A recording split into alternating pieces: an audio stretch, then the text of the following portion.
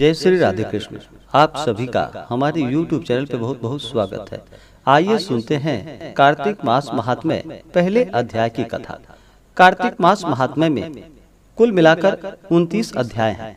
आप सभी एक एक करके सभी अध्यायों का कथा को श्रवण करेंगे। हिंदू धर्म में कार्तिक महीने का बड़ा ही विशेष महत्व माना गया है। कार्तिक के महीने में गंगा स्नान करना, दान पुण्यों का कार्य करना, भगवान श्री हरि विष्णु का पूजन करना, तुलसी माता का पूजन करना, तुलसी वृक्ष के नीचे दीपक जलाना, यह सब बड़ा ही पुण्य फलदायक माना गया है। कार्तिक के महीने में आप जितने भी प्रकार के पुण्य कार्य करें, यह सब बड़ा ही पुण्य फलदायक होता है। कार्तिक के महीने में नियमों का पालन किया जाता है। एक महीने तक कार्तिक का महीना वैसे गंगा स्नान का कार्य, जो कि आश्विन पूर्णिमा से लेकर के कार्तिक पूर्णिमा तिथि तक गंगा स्नान का दान का बड़ा विशेष महत्व होता है।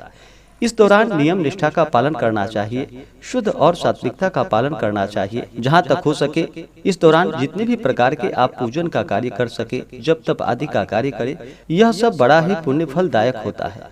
तो आइए सुनते हैं कार्तिक मास महात्म्य पहले अध्याय की कथा। तो बोलिए प्रेम से भगवान विष्णु की जय, माता लक्ष्मी की जय, भगवान श्री कृष्ण की जय, तुलसी माता की जय, सर्व देवी देवता की जय। सूत जी कहते हैं कि जब भगवान श्री कृष्ण चंद्र जी से बातचीत करके नारद जी विदा हो गए, तब हर्ष से प्रसन्न मुख सत्यभामा भगवान श्री कृष्ण से बोली कि हे नाथ, मैं धन्य हूँ, मैंने सब कुछ कर लिया, मेरा जीवन सफल हो गया और मेरे जन्म के निदान भी मेरे वे माता पिता भी धन्य हो गए, जिन्होंने मेरी जैसी त्रिलोकी सुंदरी कन्या को जन्म दिया। 16-17 नारियों में से मैं आपकी प्रेयसी बनी। मैंने विधान पूर्वक आप आदि पुरुष के साथ वह कल्प वृक्ष नारद जी को अर्पण कर दिया था, जिसकी वार्ता भी पृथ्वी के लोग नहीं जानते। आज वही कल्प वृक्ष इस समय मेरे आंगन में विद्यमान है। मैं त्रिलोक्याधीश भगवान श्री कृष्ण की प्रिय पत्नी हूँ। हे मधुसूदन, आज मैं आपसे पूछना चाहती हूँ, यदि आपका मेरे ऊपर अनुराग हो तो आप विस्तार पूर्वक कहिए, जिससे मैं अपनी आत्मा का कल्याण कर सकूं। आपका और मेरा विछोह कल्प पर्यंत भी ना हो सके। सूत जी बोले कि सत्यभामा का यह वचन सुनकर मंद मंद मुस्काते हुए भगवान श्री कृष्ण जी सत्यभामा का हाथ पकड़ते हुए कल्प वृक्ष के तले चले गए। सेवकों को बाहर रोककर भाव के साथ हंसते हुए सारे संसार के स्वामी सत्यभामा की प्रीति से पुलकित हुए। श्री कृष्ण चंद्र जी बोले कि तुम्हारी भांति प्रिय हमको अन्य रानियां नहीं है। मेरी 16-17 स्त्रियों में तुम मुझे प्राणों से भी अधिक प्रिय हो।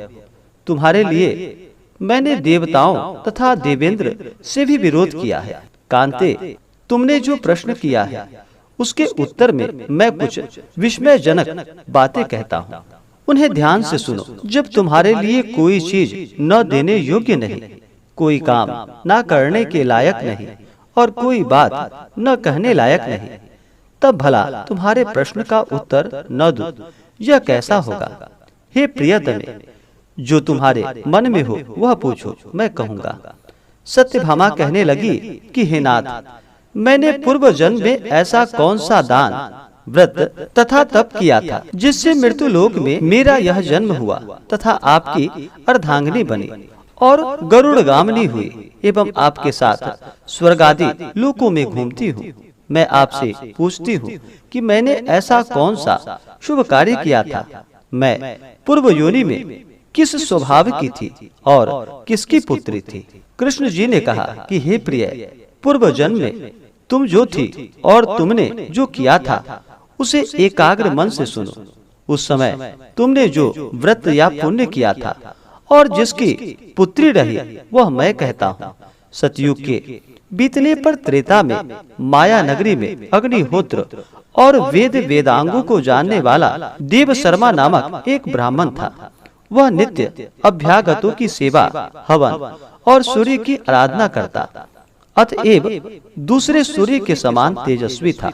बुढ़ापे में उसके गुणवती नाम की एक पुत्री हुई। सयानी होने पर उसने चंद्र नामक अपने एक चेले के साथ विवाह कर दिया। अब पुत्रहीन देव शर्मा उस शिष्य को पुत्र की भांति और शिष्य चंद्र भी देव शर्मा को पिता के समान मानता हुआ साथ रहने लगा। एक समय वे दोनों कुशा और ईंधन लाने के लिए वन में गए। वहाँ एक बड़े पर्वत के समीप जंगल में घूम रहे थे। इसी समय अपनी ओर आते हुए किसी दैत्य को उन्होंने देखा। दैत्य के भय से उनके अंग प्रत्यंग शिथिल हो गए और भागने की शक्ति भी लुप्त हो गई थी।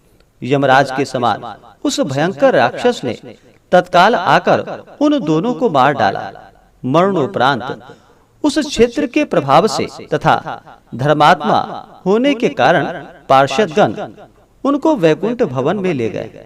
उन्होंने जीवन भर सूर्य की आराधना की आदि सुकर्म किए थे, इसलिए मैं उन पर प्रसन्न हो गया। शिव, सूर्य, गणेश, विष्णु और दुर्गा, इनकी उपासना करने वाले प्राणी मेरे लोक में प्राप्त होते हैं।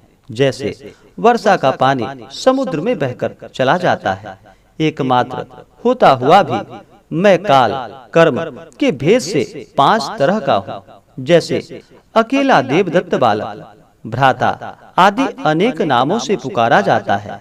जब वे मेरे वैकुंठ धाम में आए तब विमान पर चढ़े हुए सूर्य के समान तेजस्वी, हमारे ही जैसे रूपवान और दिव्य चंदन तथा माला धारण किए थे। वे वहाँ मेरे ही पास रहने लगे। इस प्रकार से कार्तिक मास महात्म्य में पहले अध्याय की कथा पूर्ण हुई।